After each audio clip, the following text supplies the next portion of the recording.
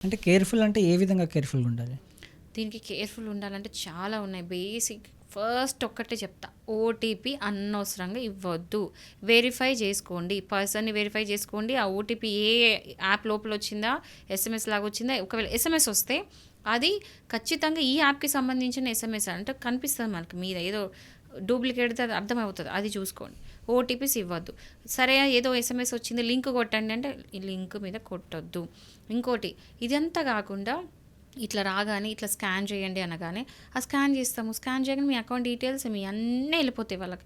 మీ మొబైల్‌లో ఉన్న ఫోటోస్‌తో సహా మొత్తం కాంప్రమైజ్ అయితది. అది కూడా ప్రాబ్లమే కదా! వచ్చిన పర్సన్ ఒకవేళ ఓటీపీస్ మీద బాగా ప్రెషరైజ్ చేస్తే ఐడీ చూపిమని అడగండి. అంటే వాళ్ళకి ఇప్పుడు స్విగ్గీ అన్నారు. ఆ స్విగ్గీలో ఉన్న పేరు, వాళ్ళ ఐడీ 2 మ్యాచ్ అయితున్నాయా లేదా అని చూసుకుంటే మనకి సగం చెప్పండి 90% ప్రాబ్లమ్ సాల్వ్డ్. అండ్ ఫుడ్ ఇస్తే కూడా ఎవరు ఏంటని చెప్పేసి డోర్ ఓపెన్ చేయకండి. లోపలికొచ్చే ఛాన్సెస్ ఉన్నాయి. సో, బయట నుంచే చూసుకొని లోపలికి రానీయకుండా బయట నుంచే ఫుడ్ తీసుకోవడానికి ట్రై చేయండి. ఇప్పుడు స్విగ్గీ, జొమాటో ఇదే కాదండి. ఇది ఏ దానికైనా అప్లై అవుతది. అమెజాన్, వాటెవర్, మింత్రా ఏదైనా సరే. మీరు ఆన్‌లైన్‌లో ఆర్డర్ పెట్టుకుంటే వచ్చినప్పుడు ప్రతిదానికి ఇదే అప్లై అవుతది.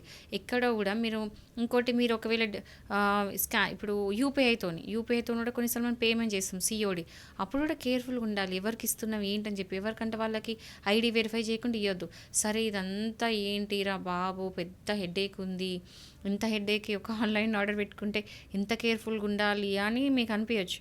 బట్ యాక్చువల్లీ ఉండాలి తప్పదు. ఎందుకంటే పెరుగుతున్న ఈ టెక్నాలజీ వల్ల అయ్యే స్కామ్స్ ఇట్లాంటియన్నీ చూస్తూ ఉంటే జాగ్రత్త ఉండాల్సిన సమయం అయితే వచ్చేసింది. జాగ్రత్త ఉండడం కూడా కరెక్ట్.